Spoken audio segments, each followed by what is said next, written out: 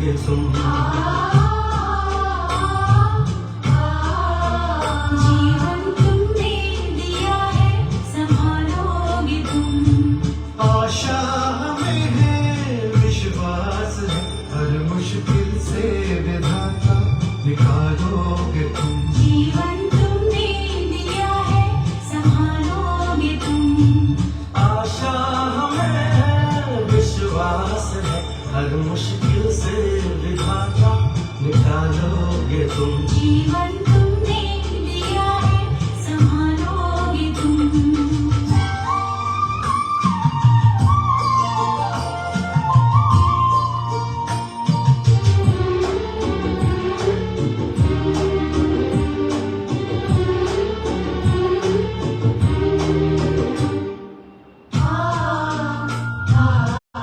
हर मुश्किल से विधाता निकालोगे तुम। जीवन तुमने दिया है, संभालोगे तुम।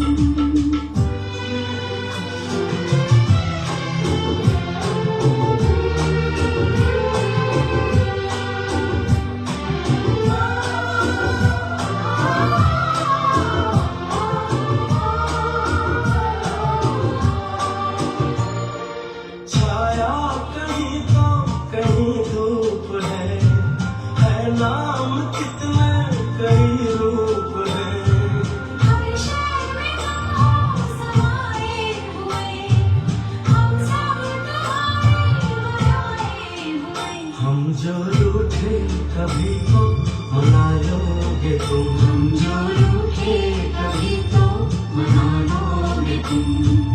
आशा हमें है, विश्वास है, हर मुश्किल से विधाता निकालोगे तुम। जीवन तुमने दिया है, संभालोगे तुम।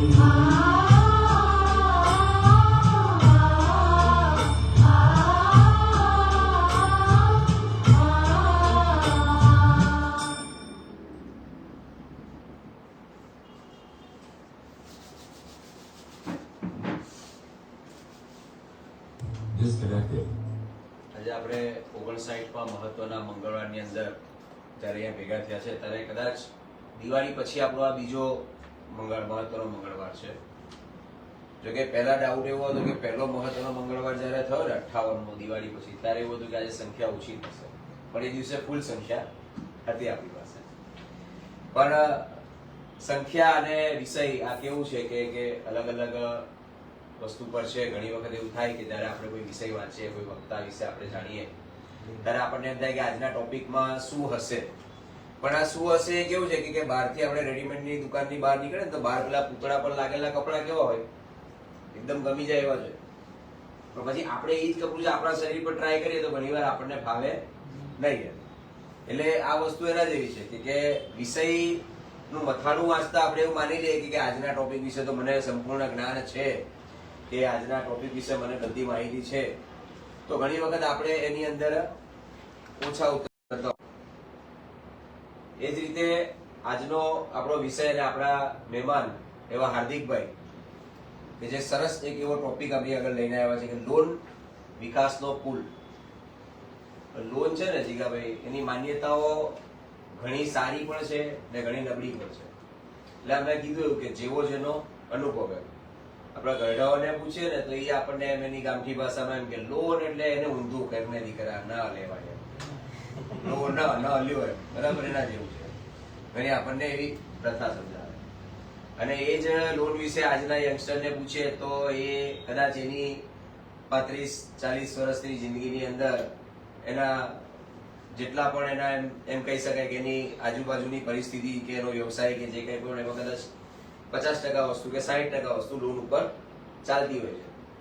અને એમાંય કદાચ આ તો આ ભૂમિ પર બેઠા છીએ અને લોકોના કાને સાંભળીને એટલે આપણે એમ કહીએ કે સુરતમાં અને એમાં પણ ખાસ કરીને વરાછાની અંદર તો લોકોના 90% જીવન લોન ઉપર ચાલે છે.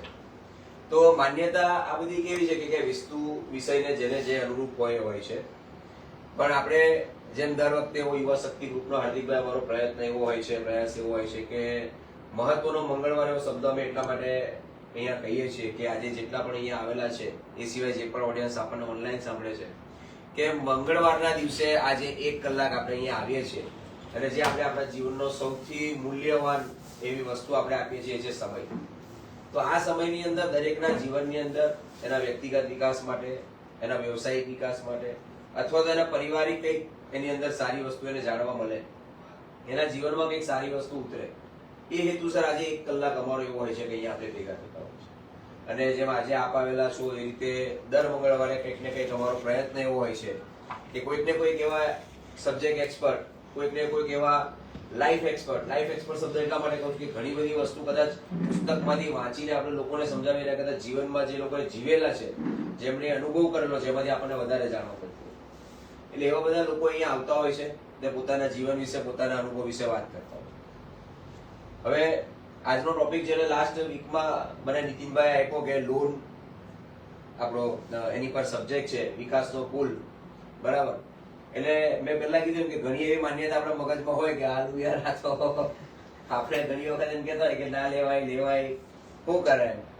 પણ મેં કીધું એ પ્રમાણે પહેલા કે જીવનની અંદર માણસે પોતાના ડિસિઝન સમજીને વિચારીને લેવા જોઈએ. કારણ કે લોન માટે તો બેંક છે, લોન આપવાવાળા મેનેજર સાહેબ પણ આજે બધા બહુ હોશિયાર છે.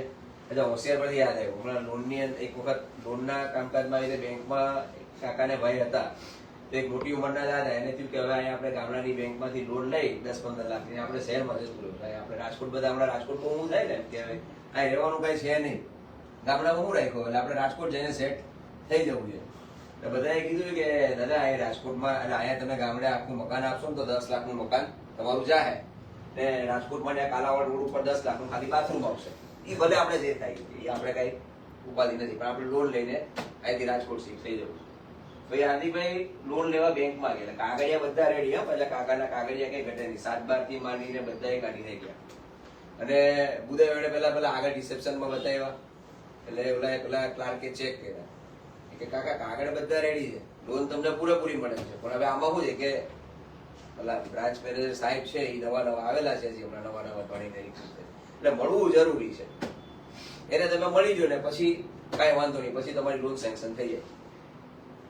પેલા કાકા મોટી પડે કે આપણે કેમ શું વાંધો નહીં, આપણે મળવું છે, આપણે લેવી છે ને આપણે મળવું છે, મહુ નહીં વાંધો નહીં કે આપણે અહીં બેઠા સાહેબ નવરા પડે એટલે કેજો કે સાહેબ તમને ખબર છે આપણે SBI બેંકમાં જનરલી બધા છે ને બહારથી સાઉથ ઇન્ડિયન વધારે, સાઉથના ભણેલા એવા આવે.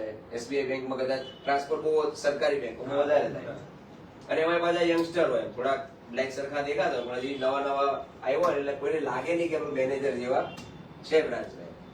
તો બ્રાન્ચના મેનેજર કેબિનમાંથી એમ બહાર નીકળે, કાકાનું ધ્યાન નહીં, કાકાને ઓલી લાગી તરસ. કાકા એમ ભરે છોકરા ઓલા જરા પાણીનો ગ્લાસ ભરી દેતો.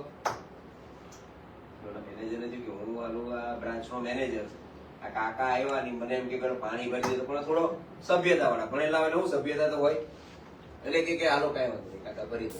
પાણીનો ગ્લાસ ભરીને દીધો ને કાકાએ પીધો, પીને પછી ગ્લાસ પાછું મૂકી ભાઈ નું કામ કરે પાછા કેબિનમાં જતા રહ્યા. પછી ઘડીક ત્યારે ઓલે કીધું કાકા હવે જાઓ સાહેબ ફ્રી છે. કાકા જેવા એમ દરવાજો ખોલીને જાય ને ઓલો ગ્લાસ વાળો પાણી, કાકાના મોતિયા મરી ગયા. કાકા એટલે હાથ હાલવાનો તો આપણે પાણીનો ગ્લાસ જ પડાવ્યો. હવે આની પાસે અમારે કાગળિયા મૂકવા, પણ કાકા હિંમત વળે કે કાગળિયા તો મૂકવા છે, બહુ મૂકવો તો હું ના પાડશે, નથી દેવું કઈ વાંધો નહીં, આપણે લોન તો લેવી જ છે ને કે આપણે. એટલે પણ મેં કીધું એમ કે ભણેલા સભ્ય તો એટલે તેને કઈ નકારો નહીં કે રહો કાકા બેસો. લોનના કાગળિયા બધા જોયા અને બધું કીધું કાકા લોન તો તમારા કાગળિયા પ્રમાણે કમ્પ્લીટ જ છે, તમને મળી શકે એમ જ છે, પણ તે છતાંય મારો એક સવાલ છે ખાલી કે પૂછ તું તારે દીકરા જે સવાલ પૂછ્યો કે આપણી પાસે બધું રેડી છે કાગળિયા. કે કાકા લોન તમને દઈ દઉં પણ તમે લોન ભરશો? બહુ સામાન્ય સવાલ કર્યો, લોન તમે ભરશો? કાકાએ મોટા દઈ દો, હવે ભરવાની જ હોય ને ત્યાં, એ હાટું તો લઉં છું. આપણે કઈ દી કઈ એનું ખોટું કર્યું નથી, તારે ગામડામાં જેને પૂછ્યું ને પૂછી આપણે કોઈ દી રૂપિયો કોઈનો ખોટો કર્યો નથી, એટલે આપણે લોન ભરવાની જ હોય. મેનેજરે આમ તો ભણેલા હોય હોશિયાર દીકરા, દેવી હોય તો એને ખબર કે કેમ ના દેવી, ના દેવી હોય તો કેમ. એને બહુ સરસ જવાબ, દાદા તમે 5 ફૂટ આગે ગોરામાંથી પાણી નથી પી શકતા, તમે 5 ફૂટ ગોરામાંથી આગે પાણી નથી પીતા, એ તમે અમારા બેંકની લોન ભરશો? એટલે વાત જોકની છે, પણ એવું છે કે લોન લેવી એની પાછળનું સમજણ બહુ મહત્વની વસ્તુ છે. કારણ કે આપવાવાળા તો આપી જ દેશે, પણ જેમ કીધું એમ કે જો જાતે તમે પોતે 5 ફૂટ આગેથી પાણી પોતાના માટે નથી પી શકતા, તો તમે કોઈ બીજાનું લીધું હોય તો પછી તમારી દાનત કેટલી હોય એની તમારે થોડું સમજવા જેવી વાત છે. તો વધારે વિષય સમય પર હું નહીં લેતા, હાર્દિકભાઈને આપણે હાર્દિકભાઈ, મારી વિનંતી છે કે આપ આપણો ટૂંકો પરિચય પહેલા આપો યુવા શક્તિ ગ્રુપને, અને પછી જે વિષય સરસ એવો લઈને આવ્યા છો જેની પર જ્ઞાન નાખવાથી જેનું જ્ઞાન અમને મળે કે જેની પર આપ પ્રકાશ નાખો, જેથી કરીને અહીંયા બંને ટાઈપની મેન્ટાલિટી લોકોના મગજમાં ચાલતી હશે વિષય પ્રમાણે એ ક્લેરિટી થઈ જાય અને એમાં આપણે કંઈક આગળ વધી શકીએ. તો ઓવર ટુ યુ હાર્દિકભાઈ. થેન્ક યુ મયંકભાઈ. બધાને પહેલા જય સ્વામિનારાયણ, જય શ્રી કૃષ્ણ, જય શ્રી રામ, જય ભારત, જય હિન્દ. મારું નામ હાર્દિક બવાડિયા છે અને હું અહીંયા સુરત વરાછા વિસ્તારમાં જ રહું છું. મારું 3 વર્ષ હું ગુરુકુળ રાજકોટમાં ભણ્યો છું, એટલે બિગિનિંગ પાયો મજબૂત કર્યો છે અને આધ્યાત્મિક લેવલ ઉપર, અને પછી અમદાવાદ કોલેજ વગેરે બધું પૂરું કરી અને માસ્ટર ડિગ્રીનો કોર્સ અમદાવાદ કર્યો છે, માસ્ટર MBA. અને ત્યાર પછી હું ICICI બેંકમાં 6 વર્ષ સુધી જોબ કરી. એમાં અલગ અલગ ઇન્સ્યોરન્સ ડિપાર્ટમેન્ટ, લોન ડિપાર્ટમેન્ટ એમાં જ હતો. અને ત્યાર પછી મેં મારું પર્સનલ બિઝનેસ એટલે કે અમારું લોન કન્સલ્ટન્સી, જેનો મને એક્સપિરિયન્સ હતો જ, તો એમાં લોકોને શું વધારે આપી શકે એવા હેતુથી બધું કર્યું. તો છેલ્લા 2-3 વર્ષથી જ કામ ચાલુ કર્યું, પણ ઇન્સ્ટાગ્રામની અંદરથી લોકોને આપણે સારું આપવું હતું, ચીટિંગ કરવું નહોતું, એવા હેતુથી નીતિમત્તા પૂરી રાખવી હતી અને મહેનત કરવી હતી. તો હેતુથી ઇન્સ્ટાગ્રામની અંદર ચાલુ કર્યું તો બહુ સારો લોકોનો રિસ્પોન્સ મળ્યો અને લોકોને આપણી વાત ઉપરથી એવું લાગવા મળ્યું કે આ ભાઈ પાસે જશું તો આપણું કામ થશે. લોનમાં મેઇન લોકોનો તકલીફ જ એ હોય કે થશે કેમ થાય નહીં ત્યાં સુધી એ જ શંકામાંથી બહાર ન આવે. પણ ભગવાનની કૃપાથી આપણી પાસે આવે એટલે માણસને એકવાર એમ થઈ જાય કે લોન મારું કામ થઈ જશે. ડોક્યુમેન્ટમાં ઉણપ હશે તો આપણે સ્પષ્ટ ના પડશું પણ થઈ જશે. એટલે અમારો ટૂંકો પરિચય. અને નીતિનભાઈ ના હું કસ્ટમર બન્યો, નીતિનભાઈ મને અહીંયા લાવ્યા. એટલે અત્યારે અમારું ન્યાલકરણ ફાઇનાન્શિયલ સર્વિસીસના નામથી અમારું લોન કન્સલ્ટિંગનું કામ ચાલે છે કાપોદ્રા. તો હવે આપણે આજે જે મેઇન ડિસ્કસ કરવાની હતી અને મારો ઇન્ટરેસ્ટિંગ સબ્જેક્ટ અને મારા કરિયરનો સબ્જેક્ટ લોન. લોનની અંદર બેઝિકલી જનરલી કેવું હોય કે જે લોકોને ખ્યાલ છે એને ખબર હોય, પણ જનરલી લોકો ડરતા હોય લોનથી કે ભાઈ લોન ન લેવી જોઈએ, હપ્તા કોણ ભરે, દર મહિને મગજમારી, આ તે બધું. પણ આજે આપણે જે ડિસ્કસ કરવાના છીએ એ લોન પોઝિટિવ વેથી આપણા જીવનની અંદર કેવી રીતે ઉપયોગ થઈ શકે. અને હું તમને રજૂ કરીશ ત્યારે તમને એ બી ખ્યાલ આવશે કે લોન તમને શું તમે એવી વસ્તુ સામનો કર્યો છે જેથી કરીને તમને લોન પ્રત્યે નેગેટિવ થઈ ગઈ. બાકી આખું તમે વિચાર કરો, વૈશ્વિક લેવલથી વર્લ્ડ બેંકથી લઈ એ પણ ભારત સરકારને બેંક આપે છે, લોન આપે છે. ભારત સરકાર એના માધ્યમથી બધા વિકાસના કામો કરે. આટલા મોટા મોટા બુલેટ ટ્રેન, મેટ્રો ટ્રેનના પ્રોજેક્ટ બને તો સરકાર ક્યાંથી પૈસા લાવે? દેશના પૈસા તો ચોક્કસ હોય, પણ વર્લ્ડ બેંકના વગેરેના પૈસાની પાસેથી લોન લઈને જ લોકો અને સરકાર કરે છે. તો સેમ વસ્તુ આપણે આપણા લેવલ ઉપર લોન લઈને કામ કરતા હોય અને સરકાર એના લેવલ ઉપર. કંપની રિલાયન્સ છે, આટલી મોટી કંપની છે, તો રિલાયન્સ ઉપર 80,000 કરોડ રૂપિયાની લોન છે. જો લોન ખરાબ જ હોય તો એ તો બહુ ટેલેન્ટેડ છે, તો ન લે ને, પણ લીધી છે. એટલે જેવું કામ એ પ્રમાણે એની કેપેસિટી પ્રમાણે લોન લેતા હોય. તો આપણે 2-3 મુદ્દાઓ પર આજે ડિસ્કસ કરવાનું છે કે મેં થોડું રિસર્ચ કરી અને મને એવું લાગ્યું કે આપણે શું બેસ્ટ ડિલિવર કરી શકીએ જેથી કરીને વેલ્યુ એડિશન થાય, કંઈક ને કંઈક મળે. 1-2 પોઈન્ટ પણ યાદ રહી ગયા તો બી આપણને બહુ સારી ટેકનિક એમાંથી મળે. તો વ્યક્તિગત વિકાસ માટે લોન અને બિઝનેસ વિકાસ માટે લોન. લોન બે પ્રકારે લેવાય. એક વ્યક્તિ પોતાની માટે લે, જેમ કે ઘર ખરીદવા માટે, પોતાનું પર્સનલ કોઈ નાનું મોટું કામ કરવા માટે કે વોટેવર. અને બિઝનેસમાં મશીનરી પરચેસ કરતા હોય, વર્કિંગ કેપિટલ લેતા હોય ધંધા માટે, બરોબર. તો 2 વસ્તુ આપણે વાત કરીશું. આ લોન, આ કામ રિલેટેડ વાત કરશું, આમાં મેક્સિમમ આપણે કવર કરશું. બીજી વાત આપણે કરશું લાઈફ, વર્ક અને લાઈફ બેનું બેલેન્સ. અને સાથે એક નાનકડું એક જ વાક્યનું ખાલી મારે સેન્ટેન્સ આપવું છે, એ હેલ્થ ઉપર. એ આપણે લાસ્ટ કરીને આપણે ટોટલ 20 મિનિટમાં બધું કવર કરી લેશું અને પછી ક્વેશ્ચન આન્સર. તમને કોઈ પ્રશ્ન હોય તો મને પૂછી શકો, જેથી કરીને આપણે એકબીજા સાથે મળીને સોલ્યુશન લાવીએ. હવે લોન વસ્તુ કેવી છે કે દરેક વ્યક્તિને એક ડ્રીમ હોય કે ભાઈ હું અહીંયા છું અને ત્યાંથી મારે અહીંયા પહોંચવું છે. સપોઝ કે હું અત્યારે બિઝનેસ કરું છું, મારું 1 કરોડનું ટર્નઓવર છે, મારે 1 કરોડમાંથી 10 કરોડના ટર્નઓવરે પહોંચવું છે. અથવા તો હું અત્યારે 5 લાખ મહિના કમાઉં છું અને મારે એમાંથી મહિને 10 લાખ કમાવું છું. તો કોઈ પણ XYZ આપણો જે ગોલ હોય એ ગોલની વચ્ચે ગેપ છે. અહીંયાથી ચાલુ કરીએ અને ત્યાં પહોંચવા સુધી વચ્ચે ગેપ છે. તો એ ગેપને પૂરે કોણ અલ્ટિમેટલી તમે જોજો, યુવા શક્તિનું જે એક ગોલ છે કે ભાઈ આપણે સેવાકીય પ્રવૃત્તિ કરવી, તો એમાં કે પૈસા વચ્ચે નથી આવતા. પણ મોટા ભાગના લોકોના ગોલ કેવા હોય? પૈસા રિલેટેડ જ હોય. તમે જોજો 99% લોકોના ગોલ હોય પૈસા રિલેટેડ હોય. ક્યાંક ને ક્યાંક પૈસા કમાવાનું કે ધંધો વધારવાની એની જ વાત હોય.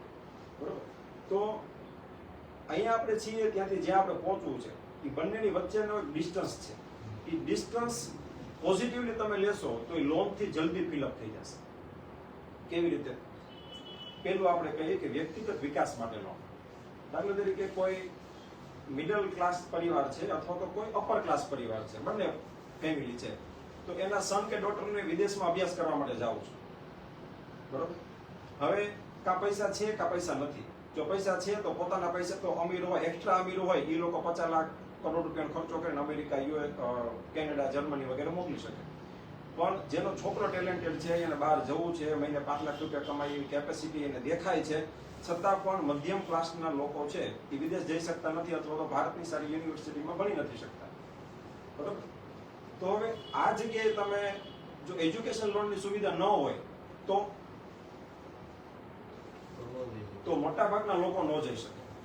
સુરતમાંથી આપણે સમજો કે લગભગ મહિનાના 200-500 લોકો વિદેશ જતા છે, છોકરાઓ છોકરીઓ. બરોબર? તો એ જઈ શકે? ન જઈ શકે. પણ એજ્યુકેશન લોનની સુવિધા છે તો એના માધ્યમથી આજે લાખો લોકો, કરોડો લોકો હું તો કહું ભારતમાંથી બહાર જાય છે એજ્યુકેશન લોનના સહારે, જેથી કરીને મિડલ ક્લાસ ફેમિલીના છોકરા વિદેશમાંથી કમાઈને પૈસા આપે, અહીંયા હપ્તો આવતો હોય લોનનો, સપોઝ કે 50,000 રૂપિયા, પણ ત્યાંથી છોકરો 2-2.5 લાખ 3 લાખ રૂપિયા કમાઈને મોકલે, તો અહીંયા પપ્પા મમ્મીનું ગુજરાન ચાલે, સારી રીતે રહી શકે, લોનનો EMI પણ સારી રીતે પે થઈ જાય. આવા મારી પાસે પણ ઘણા બધા એક્ઝામ્પલ છે. ડાયમંડના શેઠિયાઓ, એની પણ આપણે એજ્યુકેશન છોકરાઓની લોન કરી છે. તો એ લોકો લોન શું કામ લે કે એક સાથે એટલા બધા પૈસા ધંધામાંથી કાઢી અને છોકરાને ઇન્વેસ્ટ ન કરી દેવા. અહીંયા જો 50 લાખ રૂપિયા, કરોડ રૂપિયા ધંધામાં ફરતા હશે તો એમાંથી પ્રોફિટ જનરેટ થશે. જો એ કરોડ રૂપિયા કાઢી અને તમે એજ્યુકેશન માટે કેનેડા, લંડન ફી પે કરી દીધી તો પછી એ પૈસા બ્લોક થઈ ગયા. ધંધો કરતા હશે સારી રીતે સમજી શકશે. તો એજ્યુકેશન લોન, વ્યક્તિગત વિકાસની વાત કરું. બીજું હોમ લોન. આપણો બધા આની અંદર આવી જાય. છોકરા વિદેશ કદાચ આપણા જાય ન જાય, પણ હોમની અંદર તો બધા આવી જાય. સુરતની અંદર રહેતો હોય, અમદાવાદ, ભારતના કોઈ પણ જગ્યાએ રહેતો હોય, એનું એક ડ્રીમ હોય કે મારે, હું જે સિટીમાં રહું છું ત્યાં મારું પોતાનું ઘર હોય. ઇવન બહાર વિદેશમાં રહેતા હોય તો બી એમને 5-10 વર્ષ એવું થાય કે મારું પોતાનું ઘર હોય.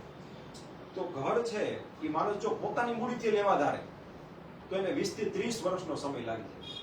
અત્યારના જે એક્સપેન્સિવ બધા જે ખર્ચાઓ છે એ ખર્ચાઓને જો ટેકલ કરતા થોડી ઘણી બચત આવે, ત્યાં પછી કોઈ મેડિકલ ઇમરજન્સી આવે, ત્યાં પછી કોઈ લગ્ન આવે, આ તે ચાલુ જ હોય. એમાં તમને શું લાગે છે, બચત થઈ શકે? ન થઈ શકે. તો મકાન અત્યારે ફ્લેટ કે કોઈ પણ લેવા જાવ તો એવરેજ લેવા જાવ તો 35 થી 50 લાખનો આવે. 35 થી 50 લાખ રૂપિયા ભેગા કરતા કેટલો સમય લાગે? તો લોનને તમે જો પોઝિટિવ મેનેજ થઈ ગયો છો તો લોકો હોમ લોન લઈ લે છે તો એને નાનો EMI આવે. કદાચ 30 લાખની લોન લીધી તો નાનો EMI આવે 20,000-25,000. તો એ મહિને લાખ કમાતો કે 50,000 કમાતો વ્યક્તિ ઇઝીલી ભરી શકે. તો આ કેસની અંદર લોન વરદાનરૂપ સાબિત થાય. નકર સુરતની અંદર 80% લોકો ઘર વિહોણા રહે. વાત સાચી ખોટી? મોટા ભાગના કન્સ્ટ્રક્શન રિલેટેડમાં કદાચ કોઈ જોડાયેલું હોય બિલ્ડર લાઈનમાં, બરોબર, તો એમને પણ જો લોનનો સપોર્ટ ન મળે તો અત્યારે સુરતમાં જે ડેવલપમેન્ટ દેખાય છે કે ભારતના કોઈ પણ ક્ષેત્રમાં ડેવલપમેન્ટ દેખાય છે, કન્સ્ટ્રક્શન લેવલનું ડેવલપમેન્ટ એટલું બધું પોસિબલ જ નથી. બિલ્ડર પોતાના પૈસે કેટલું કરે? લોનની અંદર એક સાયકલ ફરતી. એટલે ટૂંકમાં હું એ વાત કરું છું કે આ જે પોતાનું ઘર લેવાનું જે સપનું છે એ લોનથી પોસિબલ છે. હું એવું નથી કહેતો કે 50 લાખનું ઘર લ્યો તો સામે 45 લાખની લોન લઈ લ્યો, એવું નહીં. 10-15 લાખ રૂપિયા પોતાની મૂડી કાઢવી અને પછી ઉપરના ઘટે છેડા ભેગા ન જ થતા હોય એની લોન લેવી, એ સુવિધા છે. આપણા માટે એને ફરજિયાત રૂપ બનાવી નથી દેવા. બરોબર? એટલે વ્યક્તિગત વિકાસ માટે લોન ખૂબ જરૂરી છે. એજ્યુકેશન માટે, ઘર માટે, આ થઈ ગઈ આપણી સામાન્ય બાબત કે આ જરૂરિયાતની વસ્તુ છે. ઘણા લોકોનું કેવું હોય કે પોતાના મોશોખને પૂરા કરવા માટે પર્સનલ લોનો લે. અમારી પાસે ઘણા આવતા પર્સનલ લોન 2 લાખની 5 લાખની ઇવન 15,000 માટે આવે. તો એ બધી વસ્તુ રોંગ છે. કોકને કપડાં લેવા છે, ઇવન તમે વિચારો કે લોન નેગેટિવ ક્યારે કહી શકાય? સપોઝ કે કોઈ વ્યક્તિ આઈફોન લેવા માટે લોન લે છે, એ નેગેટિવ છે. કોઈ વ્યક્તિ પોતાની ધૂમ બાઇક પરચેસ કરવા માટે લોન લે છે, એ નેગેટિવ છે. એની જરૂર નથી છતાંય ત્યાં એ લોન લે છે, ખોટું વ્યાજ ભરે છે, તો એ નેગેટિવ છે. એટલે એ વસ્તુથી બચવું. ઘર આવશ્યક છે, એજ્યુકેશન લોન આવશ્યક છે. શું કામ? કારણ કે ત્યાંથી આપણને રિટર્ન મળવાનું છે. એટલા માટે ત્યાં આપણને લોન પોઝિટિવ છે. અને આ બધી જગ્યાએ લોન નેગેટિવ છે. અત્યારે તમે યંગસ્ટર જોશો તો ઘણા બધા યંગસ્ટર એવા હોય કે પર્સનલ લોન મને જોઈએ છે 2 લાખની 1.5 લાખની આ તે. એ પોતાના મોશોખ પૂરા કરવા માટે. તમે હેતુ પૂછો ને કે તમારે લોન લેવાનો હેતુ શું છે, તો કે મારે કામ છે. પણ શું કામ છે એ ખબર હોતી નથી. એટલે એ વસ્તુ નેગેટિવ છે. આ થઈ ગઈ આપણી પર્સનલ બાબત માટેની વાત. હવે બિઝનેસ માટે આપણે બધા લોકો સુરતમાં આવ્યા છીએ 500 કિલોમીટરથી, કોઈ 300 કિલોમીટરથી, બરોબર? તો એ શું કામ? પૈસા કમાવા માટે, બરોબર? જો પૈસા અલ્ટિમેટલી ધંધા ઉપર ડિપેન્ડ છે. ધંધો મોટો હશે તો મોટા પૈસા કમાશું, ધંધો નાનો હશે તો નાના પૈસા કમાશું, બરોબર? તો બેંકો છે એ બહુ બધી પ્રકારની લોનો આપે. હવે મારો એક પર્સનલ રેકમેન્ડ છે, સૂચન છે કે બિઝનેસ માટે લોન ક્યારે લેવી. બિઝનેસ માટે લોન ક્યારે લેવી ખાસ ધ્યાન દઈને સાંભળજો. આ ભૂલાવું જ નથી, ગાંઠ વાળી દેજો. બિઝનેસ માટે લોન ક્યારે લેવી એના માટે ગણતરી કરવી. પેન પેપર લઈ શાંત મગજથી એની ગણતરી કરવી. કે શું ગણતરી કરવી? કે ભાઈ બેંક સસ્તા વ્યાજે પૈસા આપે છે, નો ડાઉટ. તો બેંક પાસેથી તમે 20 લાખ રૂપિયા લીધા,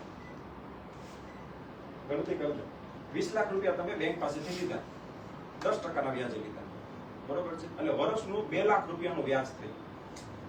વર્ષનું 2 લાખ રૂપિયાનું તમે વ્યાજ પે કરો છો. કોઈ પણ ધંધો કરતો હોય ને તો એમાં ટર્નઓવર ની સાયકલ 3 મહિને ફરે. સપોઝ કે તમે આજે 20 લાખ રૂપિયા ધંધામાં નાખ્યા તો એ 20 લાખ રૂપિયા નફા સાથે તમારી પાસે આવતા 3 મહિના થાય. એવરેજ ટેક્સટાઇલમાં કદાચ 4 મહિના થતા હોય, કોઈને 2 મહિના થતા હોય, પણ એવરેજ 3 મહિનામાં સાયકલ ફરી જાય. ભારત સરકારના MSME ના નિયમ પ્રમાણે 3 મહિનામાં પૈસા ફરી જવા જોઈએ, તો જ તમારું ટર્નઓવર સેટ થાય. તો 90 દિવસે તમારા પૈસા ફરે એટલે વર્ષમાં કેટલી વાર ફરે? 4 વાર ફરે. 4 વાર ફરે. એ 20 લાખ રૂપિયા સપોઝ કે એની અંદર તમે મિનિમમ પકડો તો 15% નો નફો પકડો. કોકનો 15% તો હાવ બહુ મિનિમમ નફો મેં કીધો. 15% નો મિનિમમ નફો રાખીને તમે પકડો તો 15 દુ 30 3 લાખ રૂપિયા નફો થયો. એ 20 લાખ રૂપિયાને ગણતરી કરજો મારી સાથે. 20 લાખ રૂપિયાને તમે 3 મહિના અંદર ફેરવતા એ 20 લાખ રૂપિયા 23 લાખ થઈને તમારી પાસે આવે, એમાં 3 મહિના થયા, એમાં 3 લાખ રૂપિયા તમારો નફો છે. 4 વાર ફરે 4 કરીને 12 લાખ રૂપિયાનો તમને નફો થયો, બરોબર? 12 લાખ રૂપિયાના નફાની સામે તમે વ્યાજ કેટલું પે કરો છો? 2 લાખ. તો લોન ફાયદાકારક કે નુકસાનકારક? તો આવી ગણતરી કર્યા પછી જો તમે લ્યો છો તો તમારા માટે લોન આશીર્વાદરૂપ છે. સુરતની અંદર અમે જો અત્યાર સુધીમાં એક વ્યક્તિને 50 કરોડની લોન આપી છે. 50 કરોડની લોન આપી છે. ફાયદાકારક લોન થતી છે તો જ લીધી છે. હવે એનું આ જે કેલ્ક્યુલેશન છે, ગણતરી, બરોબર? આ જે ગણતરી મેં તમને જણાવી ઈ ભાઈએ મને સમજાય. હા, એટલા માટે મેં તમને કીધું આ વસ્તુની ગાંઠ વાળી લેજો. એ કોઈ સામાન્ય વ્યક્તિ નહોતા, કેમ કે બેંક જેને 50 કરોડની લોન આપે એ માણસનો પાવર 250 કરોડનો હોય. તો આ કેલ્ક્યુલેશન છે, આ ગણતરી કરી લેવી, પેપર ઉપર કરી લેવી, 2 વાર કરી લેવી, અને પછી હપ્તા માટે વિચારવું તો તમને સિંગલ ગાય નીંદર આવી જાય. બેંક વાળાનો કોઈ દિવસ ફોન નહીં આવે કે ભાઈ તારો હપ્તો કેમ લેટ થયો, બરોબર? તો આ સંજોગોમાં લોન આપણને ફાયદાકારક થાય. પછી બીજું, આપણે સુરતની અંદર રહીએ છીએ તો મોટાભાગના લોકો ટેક્સટાઇલ સાથે સંકળાયેલા છે, કોઈ ફૂડ સાથે હશે, કોઈ આની તેની સાથે, પણ આપણે મેઇન ટેક્સટાઇલની વાત કરીએ તો એમાં બધા ટેક્સટાઇલની અંદર જે લોકો કામ કરતા હોય ટ્રેડર સિવાયના બધાને મશીનની જરૂર પડે. ટેક્સટાઇલના મશીન સસ્તા તો આવતા નથી. 35 લાખ 25 લાખ 50 લાખ કરોડ 65 લાખ રેપિયર જેકટ ચલાવતા હોય તો ખબર હોય 50 લાખનું મશીન આવે, બરોબર? તો મશીનરી લોન એની અંદર સરકાર આપે. બેંકો મશીનરી લોન આપે. તો એ મશીનરી લોન આપે છે જેથી કરીને આજે સુરતની અંદર આટલું બધું ડેવલપમેન્ટ જોવા મળે છે. આ વર્ષની અંદર 2025 પૂરું નથી થયું હજી, અત્યાર સુધીની અંદર સાહેબ સુરતની અંદર 20,000 એરજેટ મશીનની લોનો બેંકે આપી છે. તો આટલું મોટું એક્સપાન્શન ધંધાની અંદર છે, બરોબર. અને બેંકના પૈસે છે. હવે મેં તમને ગણતરી કરાવી પ્રમાણે સપોઝ કે કોઈ વ્યક્તિ એરજેટ મૂકે છે, રિપેર મૂકે છે, મશીનરી લોન લઈને મૂકે છે, એમાં સબસિડીના ઘણા બધા બેનિફિટ મળે છે. આપણે ડિટેલમાં નથી જતા, પણ એ એક મશીન તમને 5 લાખ રૂપિયા મહિને કમાઈને આપે છે, બરોબર. તો એ મશીનનો હપ્તો તમે એક મશીનનો હપ્તો તમે ગણો ને તો 60,000 થી 70,000 રૂપિયા આવે, વધીને લાખ રૂપિયા કમાય, બરોબર. તો હપ્તાની સાથે સાથે જો એ કામ કરતો જાય, મહેનત કરતો જાય, તો મહિને આરામથી 3.5-4 લાખ રૂપિયા ઇઝીલી કમાઈ શકે. તો આવી સરસ સુવિધા ભારત સરકારે કરી દીધી છે. અને અત્યારે તો બહુ સારી સુવિધા આપી છે કે 50% સિક્યુરિટીમાં મશીનરી લોન આપે. જેમ કે તમારી પાસે જો અત્યારે હોમ લોન લેવા, મોર્ગેજ લોન લેવા માટે જાઓ ને, તો એમાં એવું હોય કે તમારો મકાનનો ભાવ કે પ્રોપર્ટીનો ભાવ 1 CR હોય, બરોબર, 1 કરોડ રૂપિયા ભાવ હોય, પણ એની સામે બેંક તમને લોન કેટલી આપે? 70 લાખ રૂપિયા. જ્યારે મશીનરીનો ફાયદો એ છે કે તમારી પાસે 1 કરોડની પ્રોપર્ટી છે, ઇવન 50 લાખની પ્રોપર્ટી છે, તો એની સામે તમારે 1 કરોડના મશીન લેવા છે, અથવા તો કરોડની પ્રોપર્ટી છે તો 2 કરોડના મશીન લેવા છે, તો બેંક તમને આંખ મીચીને આપશે. આવી સુવિધા ભારત સરકારે આપણને કરી દીધી છે. CGTMSE ગેરંટી સ્કીમ વગેરે કરીને એવી સ્કીમ આપણને ભારત સરકારે કરી દીધી છે. એટલે ભારતની અંદર અત્યારે ઇવન હું તો સુરતની વાત કરું તો ધંધા માટે જે લોકોનો કરવો છે એ લોકો માટે બહુ બધા રસ્તા ખુલ્લા છે, પણ આડધડ નહીં. કોઈ પ્રકારની ગણતરી વગર નીતિનભાઈ બધા કરવા માંડે, આ કરવા માંડે, તે એવું કંઈ. જેની પાસે અનુભવ છે, સપોઝ કે લોન લેવી હોય તો જેની પાસે અનુભવ છે મોટો, એની પાસે જવાનું, એની પાસે બધી ગણતરી સમજવાની, સમજ્યા પછી કેટલો ખર્ચો થશે, કેટલો સમય લાગશે, પછી માર્કેટના એક્સપર્ટ હોય એની પાસે જવાનું, એની પાસે આખો રિસર્ચ બે કેટલા માલ આવે, આ તે બધું કર્યા પછી તમે તાગી શકો છો, તો જ એવડું મોટું સાહસ કરવું. નકર અત્યારે બહુ બધા લોકો એવા છે મહેશભાઈ કે મશીનરી લેવા માટે જેમ તેમ બધા મૂકી દે ગણતરી કર્યા વગર. જ્યારે મંદિરનો સમય આવે 4 મહિના રફતા ભરવાનું ફાવા પડી જાય. એટલે આવું ન થાય એનું ખાસ ધ્યાન મશીનરી માટે રાખવું જોઈએ. જો મશીનરી લોન છે એ બહુ મોટું વરદાન છે ભારત સરકારનું આપણા માટે, બરોબર, પણ એને તમે ઊંધી રીતે યુઝ કરો છો તો પછી આપણા માટે નુકસાનકારક સાબિત થઈ જાય. હવે મશીનરી ઉપર તો આપણે બહુ નથી જવું, કેમ કે આમાં કોઈ છે ટેક્સટાઇલ રિલેટેડ તમે જ છો, ઓકે. જો તમે કામ કરતા હશો તો મશીનરી કોઈ પણ લોન લેવી ને, સપોઝ કે યંગસ્ટર આપણે બેઠા છે તો મશીનરી લોન લેવી હોય ને તો તમારી પહેલી પૂર્વ તૈયારી મારે એક શોર્ટમાં કેવી હતી, તો એના માટે તમારું સપોઝ કે પ્લાનિંગ હોય કે મારે 2 વર્ષ પછી XYZ મશીન મૂકવા છે, તો તમારે શું તૈયારી કરવાની? એક તો તમારી પાસે GST હોવું જોઈએ, GST કઢાઈ લેવાનું, MSME ઉદ્યમ સર્ટિફિકેટ કઢાઈ લેવાનું. આ વસ્તુ એવી છે કે જેમ જૂનું થાય ને એમ એની કિંમત વધે. તમે હાલતા ઘોડે કઢાવો, એવું કેવું કે 3 વર્ષના રિટર્ન તમે ભરી દો, એક સાથે ભરો તો એની કોઈ કિંમત નથી, CA મોટા થાય. પણ એનાથી 3 વર્ષ તમે અલગ અલગ વર્ષમાં સમય પ્રમાણે ભરો છો તો એની કિંમત બહુ મોટી થાય. એમ અમુક સર્ટિફિકેટ છે એ પહેલેથી જ તમારી પાસે હોવા જોઈએ. જો અમારી પાસે લોનનું કામ છે, હું બેંકમાં તો ત્યારે પણ ઘણા કસ્ટમર આવે ને તો ડોક્યુમેન્ટના ઠેકાણા ન હોય. બેંકમાં બેલેન્સ જોઉં ને તો બહુ બધી પડી હોય, પણ ડોક્યુમેન્ટના ઠેકાણા ન હોય. એટલા માટે ડોક્યુમેન્ટની અંદર આપણો સ્પેશિયલી વરાછા વિસ્તાર બહુ થોડા પાછળ છીએ આપણે. ડોક્યુમેન્ટની અંદર આપણે મેઇન બધું વેલ પ્રિપેર રાખવું જોઈએ. બેંક સ્ટેટમેન્ટ, જો તમે ધંધો કરતા હોય તો તમારું કરંટ અકાઉન્ટ ફરજિયાત હોવું જોઈએ. અને સેવિંગ અકાઉન્ટમાં ધબધબાટી બોલાવો તો એવું નહીં, કરંટ અકાઉન્ટ ફરજિયાત હોવું જોઈએ. ઉદ્યમ સર્ટિફિકેટ હોવું જોઈએ, GST સર્ટિફિકેટ હોવું જોઈએ, ITR તમે નિયમિત ભરતા હોવા જોઈએ. અને CA 1500 રૂપિયા ચાર્જ આપવાનો રિટર્ન ન ભરે, બરોબર. પણ જ્યારે તમને એવું હોય સપોઝ કે તમે આ બધું એનાલિસિસ કર્યું, વર્ષે 5,000 રૂપિયા બચાવી લીધા, બરોબર, પણ સપોઝ કે તમારે ધંધો કરવાનું મન થયું અને તમને લાગે છે કે મારી પાસે આટલી મોટી તક છે, મારે આમાં 50 લાખ રૂપિયાની જરૂર છે, તો બેંક તમને આપે એમ છે, પણ તમે ડોક્યુમેન્ટ મેન્ટેન નથી કર્યા. 3 વર્ષ ડોક્યુમેન્ટ મેન્ટેન કર્યા હો તો કેટલો ખર્ચો થાય? 15,000. 15,000 ની સામે તમે 50 લાખ રૂપિયાની લોન મળતી હતી, એ તકને ગુમાવી બેઠા. તો આ વસ્તુને ખાસ ધ્યાન રાખી. યુવા શક્તિની અંદર આવ્યા છે ને તો બધા એક સંકલ્પ લઈને જાજો કે તમારા ITR, તમારું GST, તમારા ઉદ્યમ સર્ટિફિકેટ પ્રોપર મેન્ટેન રહેવા જોઈએ, બરાબર. પછી બીજું કે અત્યારે કોઈ બિઝનેસ કરવા માટે તમે બિઝનેસ કરો છો, આપણે ટેક્સટાઇલનો ધંધો કરે છે, ખબર હોય કે ભાઈ રોટેશન ફેરવવું કેટલું મુશ્કેલ હોય, બરોબર? કે પૈસા બહારથી લાવીને કરવા, ઓર્ડર આવ્યો હોય તો ઓર્ડરને પહોંચવાનો શું કરવું, બહારથી પૈસા ગોતવા પડે, આ છે તે છે, બધી ઘણી બધી મગજમારી હોય. તો એના માટે બેંકો વર્કિંગ કેપિટલ આપે, તમારો ધંધો ચલાવવા માટે તમને પૈસા આપે. એ પૈસા કેટલા સરળ આપે. પેલા બહુ માથાકૂટ હતી, જે અમીર હોય ને એને જ બેંક વર્કિંગ કેપિટલ આપતી, બીજા કોમન પબ્લિકને આપે જ નહીં, એવું હતું. પણ અત્યારે સરકારે બધી બેંકો દંડા માર્યા કે ભાઈ સામાન્ય માણસને ઉપર લાવો. તો એના માટે થઈ અને બધી બેંકોને આરબીઆઈ ગાઈડલાઈન આપી છે કે તમારી બધી બેંકો પોલિસી સરળ બનાવો. તો ઈ પોલિસીના માધ્યમથી જો તમે વ્યવસ્થિત તમારો સિબિલ, એની ઉપર પછી આવશું આપણે, પણ તમારો ટર્નઓવર હોય, સપોઝ કે તમારા ધંધાનો ટર્નઓવર હોય કે 50 લાખ રૂપિયા કે કરોડ રૂપિયા આપણે પકડો, કરોડનું ટર્નઓવર વર્ષે કરો છો તો તમને 20 લાખ રૂપિયાની વર્કિંગ કેપિટલ માટે બેંક અત્યારે પૈસા આપે છે. 20 લાખ રૂપિયા તમને ઇઝીલી મળી જાય. હવે મેં કીધું એ પ્રમાણે 20 લાખનું તમે વર્ષમાં 4 વાર ફેરવી નાખો, 12 લાખનો નફો થયો.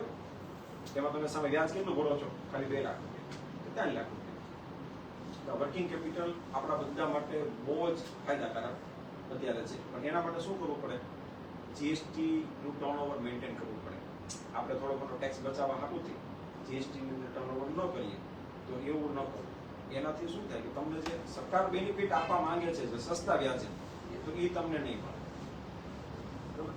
પછી આ 2-3 વસ્તુ એવી હતી કે જે બિઝનેસ માટેની હતી, કે જે બિઝનેસ કરે છે તો એમને related machinery loan, working capital, પછી ક્યારે બિઝનેસ માટે લોન લેવી, આ મેં તમને કેલ્ક્યુલેશન સમજાવ્યું ને. આ ખાસ આ 2-3 મુદ્દાઓ પર મારે ડિસ્કસ કરવું હતું કે આ વસ્તુ ખાસ ધંધા માટે ધ્યાન રાખવી અને પર્સનલ માટે કે આપણો જે વ્યક્તિગત વિકાસ છે તો એની અંદર પર્સનલ લોનોથી દૂર રહેવું, જે જરૂર નથી. મોબાઈલની લોનો છે, બાઇકની લોનો છે, આ છે તે છે, તો એનાથી દૂર રહેવું. બાકી હોમ લોન, એજ્યુકેશન લોન એ બધી આપણા માટે વરદાન રૂપ જ છે. પછી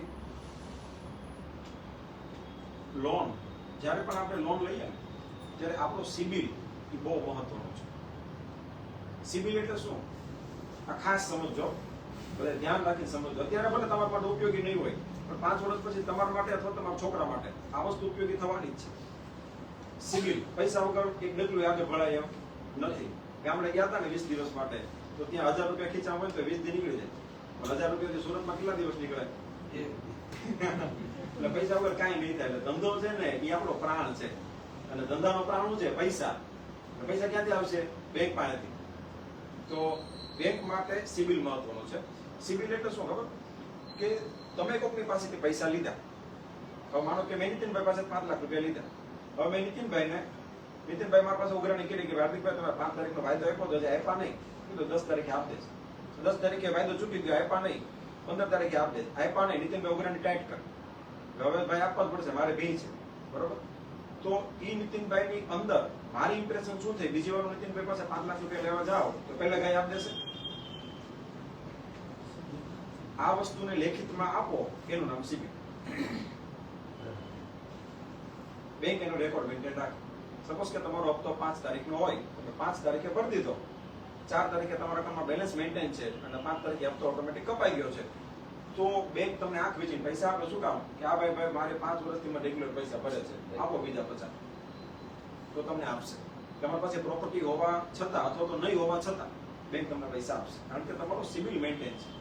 હવે કોઈ વ્યક્તિ છે 20 દિવસ સુધી, 50 દિવસ સુધી બેંકના હપ્તા નથી ભર્યા, તો એ સમયમાં શું થશે? બેંક એમ કહે છે કે ભાઈ તે ઓલાનો હપ્તો ભર્યો નથી, મારું ક્યાં ભરવાનું? એટલે બેંક તમને લોન આપશે નહીં. અને ત્યારે પછી આપણને એવું થાય કે આ બેંક ચપ્પલ ઘસાઈ ગયા, બેંક લોન નથી આપતી. પણ એના મૂળની અંદર આવો. એટલા માટે સિબિલ રેકોર્ડ ખાસ મેન્ટેન રાખો. જો લોન ઓછી લેવાની, પણ હપ્તા રેગ્યુલર જવા જોઈએ. હપ્તા રેગ્યુલર જશે ને, જો જાશે ને તો તમને ફાયદો કરશે, તમારા સંતાનોને ફાયદો કરશે. શું કામ? કારણ કે એના પાન કાર્ડમાં તમારું નામ છે ને તમારા દાદાનું નામ છે. 3 પેઢીના પાન કાર્ડમાં હોય. તમે એનપીએ થયા, તમે બેંકની લોન લઈને પૈસા નથી ભરતા, તમે તો ડૂબ્યા. તમારા છોકરાને ડૂબાડશો, તમે જેના દાદા થા હોય એને ડૂબાડશો. બરોબર? એટલે ક્યારેય પણ મનમાં આપણને એવું થતું હોય કે લોન લઈ ભાઈ, એક્ઝામ્પલ આપ્યું એમ, કે પછી ભરવા હાટું લઉં છું ને પછી નથી ભરવી. એટલે એવું મહેરબાની કરીને આપણે યુવા શક્તિની અંદર જે લોકો સાંભળે છે ને એનો તો સંકલ્પ લેવાનો કે ઓછી લોન લેવી, માપનો ધંધો કરવો, પણ સિવિલ તો ખરાબ ન જ થવો જોઈએ, એ રીતની લેવી. પછી જનરલી આપણને એક વસ્તુનો ઓછો ખ્યાલ હોય કે રેપો રેટ. રેપો રેટ એટલે શું ખબર છે? રેપો રેટ એટલે કે આ બધી બેંકોના પૈસા કોણ આપે? આરબીઆઈ આપે, રિઝર્વ બેંક ઓફ ઇન્ડિયા એ આપે. રિઝર્વ બેંક ઓફ ઇન્ડિયા પાસેથી આ બધી બેંકો પૈસા લે, બરોબર? એને રિઝર્વ બેંક 6% આપે, 6% એને પૈસા આપે વ્યાજ. હવે આ બધી બેંકો શું કરે? સપોઝ તમે એચડીએફસી માંથી લોન લેવા ગયા તો એમાં સેન્કશન લેટર વાંચો ને એમાં બે રેટ લખેલા હોય, એક રેપો રેટ અને એક એમસીએલઆર. એમસીએલઆર હોય ને બેંકનો નફો, અને રેપો રેટ હોય એ પૈસા ને આરબીઆઈ પૈસા આપ્યા છે. એટલે સપોઝ કે આરબીઆઈ 6% આપે અને 1.5% ચડાવે એટલે 7.5% તમને હોમ લોન આપે, અથવા તો બેંક 2% ચડાવે, કોઈ 3% ચડાવે તો તમને 9% લોન મળે. આને કહેવાય રેપો રેટ. એટલે રેપો રેટમાં ઘટાડો થાય તો એ સરકાર ઘટાડો કરે છે, તો એના કારણે તમારી લોનના હપ્તાની અંદર પણ ઘટાડો થાય, બરોબર? એટલે રેપો રેટનો ઇમ્પોર્ટન્સ એટલે ક્યારેક ન્યૂઝ વાંચતા રહેવા, બેંકને જગાડવી. બેંક તમને કહે નહીં ભાઈ ઘટ્યું છે ઘટાડ નાખો, કોક જ કહે, બરોબર? બાકી બેંક કહે છે નહીં. આપણે એઝ અ કસ્ટમર તરીકે એલર્ટ રહેવું પડે. કોક સારી બેંકો છે ભાઈ કે તમને તમારા ઓટોમેટિક ઘટાડી નાખે છે, પણ કોક એવું હોય તો એ નોય કે, કેમ કે એનો નફો વધે ને. એનો તો આરબીઆઈ આજ કીધું એટલે કાલથી એના કોલામાં ચડી ગયા, પણ ઈ તમને ઇન્ફોર્મ કરશે નહીં. શું કામ? કેમ કે તમે પૈસા ભરો તો એનો એટલો નફો પ્લસ થવાનો હોય. તો આપણે એલર્ટ રહેવાનું કે રેપો રેટ ઘટે એટલે બેંકમાં જઈને તરત મેનેજરને ઇન્ફોર્મ કરો, ભાઈ રેપો રેટ કાલ ઘટાડો, મારો વ્યાજ દર ઘટાડો. ઓકે, એટલે આ થઈ ગયું રેપો રેટનો. પછી બીજું કે ઘણી વખત અત્યારે લોન માટેના બહુ બધા ફ્રોડ થાય, બરોબર? ખોટી તમારી એપ્લિકેશનની અંદર લોનો તમને ડિસ્બર્સ થઈ જાય, આવી જાય. હું તમને એક લાઈવ એક્ઝામ્પલ આપું. રાજુલાના એક આપણા કસ્ટમર છે, અંકલેશ્વરમાં રહે છે, બિલ્ડર છે, પછી બહુ બધી પ્રોપર્ટી છે. તો 1 કરોડની એને પાણીના પ્લાન્ટ નાખવા છે, તો એના માટે એને લોન લેવી છે. 1 કરોડની લોન એની સામે 1 કરોડની પ્રોપર્ટી આપે છે. બેંકે આંખ વીચીને આપી દેવી જોઈએ ને. જો 50% માં આપતી હોય, 50% પ્રોપર્ટીમાં આપતી હોય તો 100% પ્રોપર્ટીમાં આપી જ દેવી જોઈએ. પણ ઈ ભાઈની અંદર ઈ કોલેજ કરતા હતા ને ત્યારે એક નાની એવી લોન, એ લોન કેટલાની હતી? 360 રૂપિયાની હતી. 360 રૂપિયાની લોન એની અંદર આવી ગઈ. કોલેજમાં કેવું હોય કે જ્યારે બધી એપ્લિકેશન ડાઉનલોડ કરીને આ તે બધા બેનિફિટ લેવાનું બધું કરતા હોય, એમાં આવી ગઈ છે. ઈ ભાઈને ખબર નહીં, અને એ પછી તેને કેટલી લોન લઈને પૂરી કરી દીધી. અત્યારે બેંક ત્યાં ઊભી કે ભાઈ ઓલી 360 રૂપિયાની જે લોન છે ને એ તમારા સિવિલમાં બાકી બોલે છે, એ તમે ભરો તો અમે તમારું સેન્કશન કરી, નકર નહીં. તો હવે 360 રૂપિયાની લોન હાટુથી એ રાજુલા ગયા. રાજુલા જઈને બેંક ઓફ ઇન્ડિયાને કીધું. બેંક ઓફ ઇન્ડિયાએ ના પાડી કે ભાઈ અમારા ટ્રેક રેકોર્ડમાં આવી કોઈ લોન જ નથી, તો અમે તમને કેવી રીતે ભરવાનું કે મારા અકાઉન્ટમાં 5000 રૂપિયા કાપ્યો ને. તો કે પણ અમારામાં એવું પોસિબલ જ નથી, અને જે કંપનીએ લોન આપી હતી એ કંપની જ બંધ થઈ ગઈ. તો ભરવા કોને જાય? સિવિલ કે મારી પાસે રેકોર્ડ નથી, મારી પાસે રેકોર્ડ નથી, તો હું કેવી રીતે કાઢું? સિવિલ એજન્સી છે, બરોબર? એની પાસે જ્યાં સુધી એનું પ્રૂફ ન આવે ત્યાં સુધી તમારા રેકોર્ડ કેવી રીતે કાઢે? તો એ ભાઈનું એવી રીતે ફસાણું છે. તો નાની લોન હોય તો આપણે એલર્ટ રહેવું. મોબાઈલની અંદર ખોટી એપ્લિકેશનો ડાઉનલોડ કરી ન કરવી કે તમને આમાં 50,000 નો આ બેનિફિટ મળે છે, 30,000 નો આ બેનિફિટ મળે છે, ડાઉનલોડ કરી લો, અત્યારે જ પાઓ, 2 કલાકમાં પૈસા તમારી ખાતામાં. આ બધી સ્કીમોથી દૂર રહેવું. જો આવું તમે કરશો તો કદાચ તમે એલર્ટ હોય તમને કદાચ ફાયદો થાય, પણ મોટા ભાગે તો નુકસાનીનો ધંધો હોય. આરબીઆઈ એક સર્ક્યુલર ડિક્લેર કર્યું છે, એની અંદર 15,000 રૂપિયા, 50,000 રૂપિયા આવી લોન આપી અને કંપની આઈપીઓ બહાર પાડી દીધા. એનબીએફસી 15,000 ની 5,000 ની એવી નાની લોનો લોકોને આપી એની પાસે વ્યાજ ખંખેરી અને આઈપીઓ બહાર પાડી દીધું. એટલી મોટી કંપનીઓ જાયન્ટ બની. એટલે એના માટે શું થયું કે આપણી બેસાવ થાય. તો આવી બધી લોનોથી દૂર ખાસ કરીને રહેવું. અને ક્યારે પણ કોઈ પણ લોનની રિક્વાયરમેન્ટ હોય તો કેવું હોય, જો ખોટી ઇન્કવાયરી ન કરે. દાખલા તરીકે મારે 5 લાખની જરૂર છે. આ બધા યુવા શક્તિમાં આપણે બધા ભેગા છીએ, બરોબર? મેં નીતિનભાઈ પાસે માંગ્યા, નીતિનભાઈ મને ના પાડી. મેં તમારી પાસે માંગ્યા, તમે મને ના પાડી. મયંકભાઈ પાસે માંગ્યા, મયંકભાઈ કે ના નથી, છોડો. આની પાસે માંગ્યા, આ બે કઈ નથી, બરોબર? હું જયારે આ અંકલ પાસે લોન લેવા જઈશ ને તો એના માટે હું નવો છું. એ પૂછે નીતિનભાઈ હાર્દિકભાઈ 5 લાખ રૂપિયા લેવા માટે આવ્યા છે, કેમ? તો કે મારા પાસે આવ્યા હતા પણ મેં કઈ આપ્યા નથી. બરોબર? તો એ ભાઈ મને આપશે? એ ભાઈ નહીં આપે. શું કામ? નીતિનભાઈ ના પાડી, નહીં નથી આપ્યા. એને એમ થાય નીતિનભાઈ નથી આપ્યા તો હું શું કામ આપું? બરોબર? તો ઇન્ક્વાયરી છે ને એ એવી છે. દાખલા તરીકે તમે લોન માટે બેંકમાં ગયા, તમે શરૂઆત કરી SBI થી. SBI માં ફાઇલ આપી, જો તો સાહેબ આમાં થાય એમ છે, સાહેબ લોગિન કરો, ટક ટક કર્યું, તમને ફાઇલ પાસે નહીં થાય. કીધું તમારા સિબિલમાં ઇન્ક્વાયરી બોલી ગઈ, આ ભાઈ SBI બેંકમાં ગયા હતા, તમે ગયા HDFC માં કે ભાઈ સાહેબ આ લોન આપો ને, HDFC માં ઇન્ક્વાયરી બોલી ગઈ, સિબિલમાં ચડી ગયું કે ભાઈ આ ભાઈ 12/2/2025 ના રોજ અહીંયા આવ્યા હતા હોમ લોન ની ઇન્ક્વાયરી માટે, તમારા સિબિલમાં બોલી ગયું. બે ઇન્ક્વાયરી થઈ ગઈ. તમે ગયા એક્સિસ બેંક પાસે, એક્સિસ બેંક સિબિલ જોશે, હવે SBI માં જઈ આવ્યા, હવે HDFC માં જઈ આવ્યા, ભાઈ મારા પાસે આવ્યા, આમ કામ આવ્યા છે, ઓલી બે કેમ ન આવી? એ માથા દુખત લાગે રાત પાસે. કે ભાઈ છોડો, તમે રહેવાય ગયું. ઘણી બેંકોનો નિયમ છે, કોઈ કસ્ટમર 6 વખત ફરીને આવે ને પછી એને લોન આપવાની નહીં, ગમે એવી પ્રોફાઇલ હોય, હાથ ફોનાનો હોય, ફ્લેટ હારો હોય, 50 લાખનો ફ્લેટ હોય, 20 લાખની લોન જોઈએ તો એને આપવાની નહીં, કાંઈક ગોળમાલ હોય, બેંક એવું માને. સમજાતા? એટલા માટે આને ઇન્ક્વાયરી કહેવાય. સિવિલની અંદર તમારી લોન માટેની ઇન્ક્વાયરી. એટલા માટે કન્સલ્ટન્ટની જરૂર શું કામ પડે? કે તમારી પ્રોફાઇલ કઈ છે, કઈ બેંકની અંદર સુટેબલ થાય એમ છે, એ જોવા માટે તમારે કન્સલ્ટન્ટ રાખવા પડે. કે ભાઈ જો તો અમારી પ્રોફાઇલ છે કઈ બેંક, કેમ કે એની પાસે તો 10 બેંકનું નોલેજ છે, એટલે તમારી ફાઇલને બેંક ઓફ બરોડામાં મૂકે ત્યાંથી 100% થઈ જ જાય. તમને નોલેજ નથી, તમને તમારા ધંધાનું નોલેજ છે, તમારું ઓપરેશન તમે જાતે ન કરી શકો, એના માટે બીજા ડોક્ટર પાસે જવું પડે, એવી બાબત છે. બરોબર? બીજું એક ખાસ મારે એક એ વસ્તુ કહેવી હતી કે તમારું કોઈ મોબાઈલ હોય ને, મોબાઈલ જે લોકો પ્રોફેશનલી કામ કરવા માટે છે, જે પોતાના ડ્રીમ છે કે સપોઝ કે મારે 50 કરોડના ટર્નઓવર કરવું છે, 100 કરોડના ટર્નઓવર કરવું છે, એવા જેના ડ્રીમ છે, મોટું બનવું છે, બરોબર, અને બેંકના પૈસાથી બનવું છે પાછું, એવા જેના ડ્રીમ હોય એમણે એની મોબાઈલની અંદર કોઈ એવી ગંદી એપ્લિકેશન રાખવી નહીં.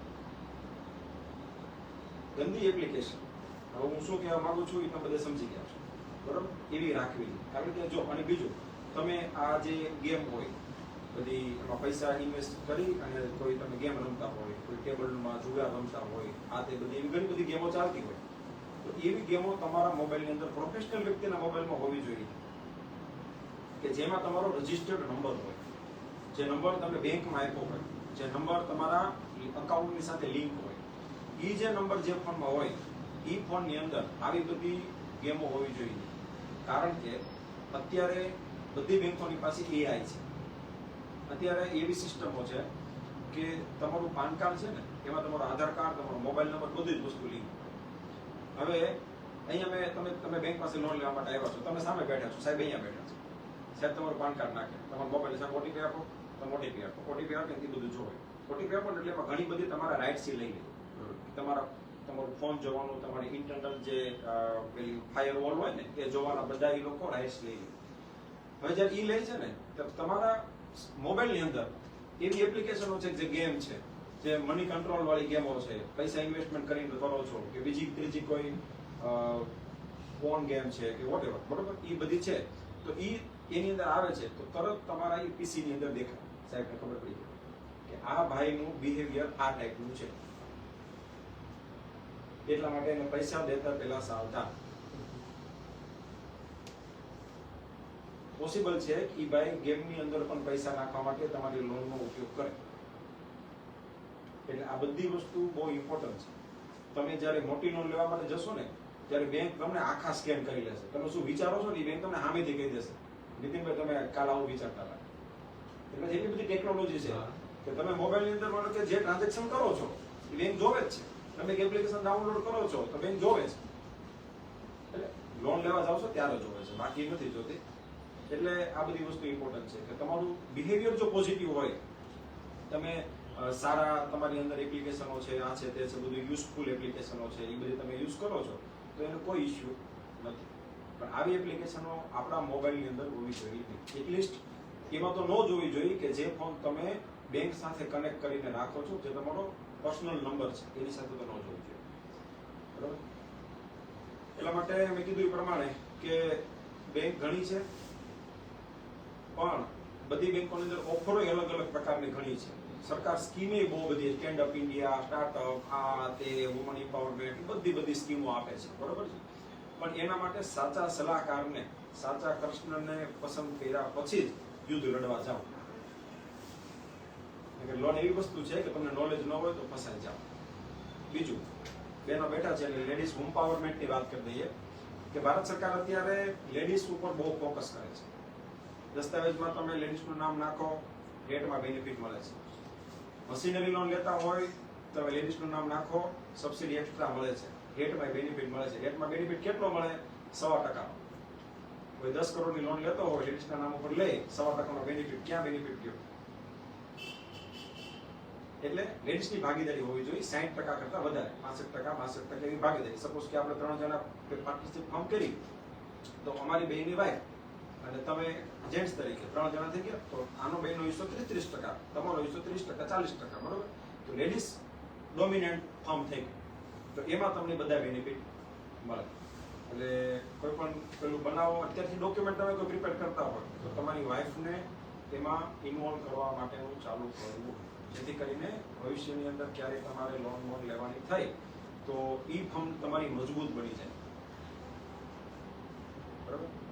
તો બેંક ઘણી છે, બેંકમાં ઓફરો બધી ઘણી બધી છે, પણ આ બધી વસ્તુ જે છે એના માટે બેંક સુધી પહોંચવા માટે એ ઓફરનો સાચો બેનિફિટ લેવા માટે અને એ લોન આપણા માટે એટલી બધી ઇમ્પોર્ટન્ટ છે, પણ એને સારી રીતે સાચી રીતે લેવા માટે કોઈ યોગ્ય વ્યક્તિની પસંદ કરવી અથવા તો કોઈ સાહેબ હોય ડાયરેક્ટ બેંકમાં જતા હોય ને સાહેબ રિલેશન સારા હોય તો સીધા પણ તમે એ સાહેબને મળી પર્સનલ કોન્ટેક્ટ કરી અને તમે કરી શકો. જેમ કે આપણે વરાછા કોઓપરેટિવ બેંક છે તો બહુ સારી રીતે કોઓપરેટ કરે છે, તો લોકોને સાચું માર્ગદર્શન આપે છે. આ છે તે છે, ઘણી બધી બેંકો કરતી હશે, ના નથી, પણ ઘણી કેવું કીધું કે ભાઈ કે કોઈ જગ્યાએ બિહારી હોય, કોઈ બંગાળી હોય, એને આપણી સાથે કોઈ નાતો હોય નહીં. એ તમને જેટલું એની પાસે પ્રોફેશનલ આવતું હોય છે ને એટલું તમને કહે, બાકી એક્સ્ટ્રા કાંઈ કહે નહીં, કારણ કે તો આજે અહીંયા છે, કાલ તો પછી બંગાળે જતો રહે. બરોબર? એટલે આ વસ્તુની ખાસ સાવધાની રાખવી. હવે બીજું, આ થઈ ગયું આપણે લોન બાબતની વાત. આની અંદર જે મારી પાસે જે મને મેઇન ઇમ્પોર્ટન્ટ પોઈન્ટ્સ લાગતા હતા એ મેં તમને સજેસ્ટ કર્યા. બરોબર? હવે એક મારે બિઝનેસ રિલેટેડ આપણે વાત કરી લીધી. હવે લાઈફ મેનેજમેન્ટ માટેની વાત કરવી છે. હાર્વર્ડ બિઝનેસ લંડનની યુનિવર્સિટી છે, છોકરાઓ જાણતા હશે, લંડનની યુનિવર્સિટી છે. એમણે 20,000 લોકો ઉપર પ્રયોગ કર્યો. એ છે ને રિસર્ચની અંદર વિશ્વની સૌથી ટોપ યુનિવર્સિટી છે. બરોબર? રિસર્ચની અંદર સૌથી ટોપ યુનિવર્સિટી. એ જે રિસર્ચ કરે ને સચોટ હોય, એ વર્ષોથી હજારો કેટલા વર્ષો સ્થાપનાથી ત્યારથી રિસર્ચની અંદર બહુ આગળ છે. એમણે મારી પાસે એક ફોર્મ્યુલા હતી એટલે મને લાગ્યું કે આજે હું તમારી સાથે શેર કરું. બરોબર? તો એને 10 મિનિટની તમારી હેબિટ્સ, નાની નાની હેબિટ્સ, ટેવ, 10 મિનિટની ટેવ, એ આખું જીવન પરિવર્તન કરી દે. કેવી રીતે? દાખલા તરીકે આ 10 મિનિટની ટેવનો તમે જો ફેરફાર કરી નાખો જીવનની અંદર તો એ ઘણું બધું જીવનની અંદર ચેન્જીસ કરી નાખે. એવા એને 20,000 લોકો ઉપર રિસર્ચ કર્યું, બધાને કરાવડાવ્યું 100 દિવસ માટે, અને ત્યાર પછી એને એની બુકની અંદર રિવ્યુ આવ્યું કે ભાઈ આ 6 ટેવો છે, એને તમે જો ઇમ્પ્લિમેન્ટ કરી દો તો તમે જીવનની અંદર ધાર્યું ન હોય એવું પરિણામ મેળવી શકશો. બરોબર? એમાંથી પહેલી 10 મિનિટનું ધ્યાન. 10 મિનિટનું ધ્યાન. જે કોઈ પણ તમારા ઈષ્ટદેવ હોય, જે કોઈ પણ શક્તિને તમે બિલીવ કરતા હોય, એનું 10 મિનિટ માટે ધ્યાન, સ્વચિંતન, પોતાનું આત્મચિંતન, અંકલ તો ઇમ્પોર્ટન્ટ. તો સ્વચિંતન 10 મિનિટનું ધ્યાન. જો 10 મિનિટનું ધ્યાન એક સાથે થઈ શકે તો વેલ એન્ડ ગુડ, ન થઈ શકે તો પછી દર કલાકે 1 મિનિટનું ધ્યાન. દર કલાકે 1 મિનિટનું ધ્યાન. સપોઝ કે આપણે કોઈ કામ કરીએ છીએ, બરોબર છે, તો એમાંથી 1 મિનિટ માટે આંખ બંધ કરીને બેસી જવાનું, ઊંડો શ્વાસ લેવાનો અને રિલેક્સ થઈ જવાનો, હાવ બધા વિચારોથી મુક્ત. તો એવું 10 વખત ધ્યાન. તો એ તમારો આખો દિવસ તમને એવું લાગશે કે મેં આખો દિવસને માટે એકદમ રિલેક્સ રહ્યો, એકદમ સ્ફૂર્તિવાળો રહ્યો. જો આ કરી શકો તો કરજો જ, કરી શકો તો. નકર સવારમાં કે સાંજમાં જ્યારે પણ અનુકૂળતા હોય 10 મિનિટનું ધ્યાન કરવું. હવે તમે વિચાર કરો 10 મિનિટનું ધ્યાન એક દિવસ માટે, એવું 100 દિવસ માટે ધ્યાન થાય તો કેટલું થાય? 1000 મિનિટનું ધ્યાન થાય. 1000 મિનિટનું ધ્યાન થાય એ વ્યક્તિ ક્યાંય પાછો પડે? 1000 મિનિટનું ધ્યાન કોને થાય? જે સાધકો હોય, ઋષિમુનિઓ હોય, જે બધા રાફડા થઈ ગયા હતા, એને 1000 મિનિટના ધ્યાન થતા. પણ આ કેવું છે કે કન્સિસ્ટન્સીની તાકાત છે. સતત 10 મિનિટનું ધ્યાન પહેલી બાબત. બીજી વસ્તુ 10 મિનિટનું વાંચન ડેઈલી માટે.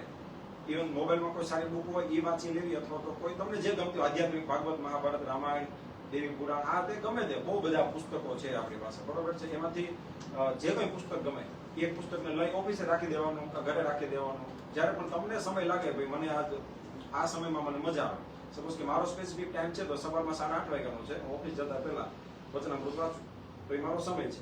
તો એ 10 મિનિટ માટે એકાગ્ર ચિત્તે એ વસ્તુ વાંચી લેવાની. એ વસ્તુ વાંચતી વખતે એની હું સાથે જ છું. સપોઝ કે તમે કોઈ શ્રીમદ ભાગવત વાંચો છો, એમ આવ્યું કે ભાઈ ભગવાન કૃષ્ણ અત્યારે અર્જુનને લઈને આવી રીતના જઈ રહ્યા છે, અર્જુનને આવી રીતનો ઉપદેશ કરી રહ્યા છે, તો એવું જ અનુભૂતિ થવી જોઈએ કે હું ત્યાં કુરુક્ષેત્રમાં જ છું. એવી રીતનું વાંચન એ 10 મિનિટ ખાલી હમણાં વાંચી ગયો કે ભાઈ ઓકે લોન કોઈ બોજ નથી, સારી લેવા મહત્વપૂર્ણ સાથી છે, આવું નહીં. મેં કીધું એ પ્રમાણે આ હાર્વર્ડ રિસર્ચની અંદર લખેલું છે, એ હું તમને કહું છું, બરોબર. 10 મિનિટનું વાંચન. પછી 10 મિનિટ મોબાઈલથી સંપૂર્ણ દૂર, સાયલન્ટ, વાઇબ્રેશન, સ્વિચ ઓફ, જે કરવું હોય તે, પણ 10 મિનિટ માટે મોબાઈલથી સંપૂર્ણ દૂર. 10 મિનિટની સેલ્ફ ટોક. 10 મિનિટ માટે પોતાની સાથે ડિસ્કસ કરવાનું. આવું કોઈ નહીં કરતા હોય. કદાચ કોઈ પ્રોગ્રેસ એનાલિસિસમાં હોય ને વળી કદાચ બહુ થોડા માયરા હોય કરતા હોય તો અલગ વસ્તુ છે. 10 મિનિટની સેલ્ફ ટોક. આની ઉપર આપણે શું નામ સાહેબનું નામ કમલભાઈ, કમલ સાહેબે બહુ બહાર આપ્યો છે, પણ લોકો કેમ કરતા નથી ખબર નથી. પણ 10 મિનિટ માટેની સેલ્ફ ટોક. સેલ્ફ ટોક એટલે શું ખબર? બહુ સિમ્પલ વસ્તુ છે. એ હાર્વર્ડ રિસર્ચની અંદર પણ પ્રૂવ થયેલું છે કે આજે તમે શું સારું કર્યું. કોઈ પણ કામ તો સારું કર્યું ને, આખું દી હવા ઉઠીને સાંજ સુધી કંઈક કરી છે, ક્યાંક તો સારું કર્યું જ હોય. એટલે શું સારું કર્યું, બરોબર છે. કાલે હું શું સારું કરવાનું, આજે હું કોને મદદરૂપ થયો કે થઈ, બરોબર છે. આ 2-3 વસ્તુ એવી છે કે એ તમારું આખા દિવસનું ઓડિટ કરશે. જે વર્ષે આપણી ફર્મનું ઓડિટ થાય ને સાહેબ, એવી રીતે આ આપણે આખા દિવસનું ઓડિટ કરશે. એ રીતે આજ આખું દી કર્યું, ફોનમાં વાત કરી, હોવામાં બપોર વચ્ચે 2 કલાક હોઈ જાય, તો દિવસ પૂરો થઈ ગયો એમ કર્યું તો એલર્ટ કરી દેશે આપણને. 5મી વસ્તુ 10 મિનિટ ગ્રેટિટ્યુડ. ગ્રેટિટ્યુડ એટલે કૃતજ્ઞતા. કૃતજ્ઞતા એટલે કે ભાઈ સપોઝ કે હું કહું કે અંકલ છે બહુ હસમુખા છે, મને એની સાથે રહેવાનો મોકો મળ્યો તો એને હું મારું અહોભાગ્ય માનું છું. આ થઈ ગયું કૃતજ્ઞતા, બરોબર. મને મારા પરિવારની સાથે આજે રહેવા મળ્યું તો હું એના માટે ભગવાનનો ખૂબ ખૂબ આભારી છું. આજે મારે હોસ્પિટલમાં એડમિટ નથી થવું પડ્યું એના માટે હું ભગવાનનો ખૂબ ખૂબ આભારી છું. આ 2 વસ્તુ હજી આપણને કનેક્ટ નહીં થાય. હું તમને એક્ઝામ્પલ આપું, હવે કનેક્ટ થઈ જશે. સપોઝ કે કોઈ વ્યક્તિ છે એને 6 મહિના સુધી જેલમાં પૂર્યો, 6 મહિના સુધી જેલમાં પૂર્યો, એનો ગુનો હતો, જેલમાં પૂર્યો. જેલની હાલત તો આપણને ખબર છે કેવી હોય.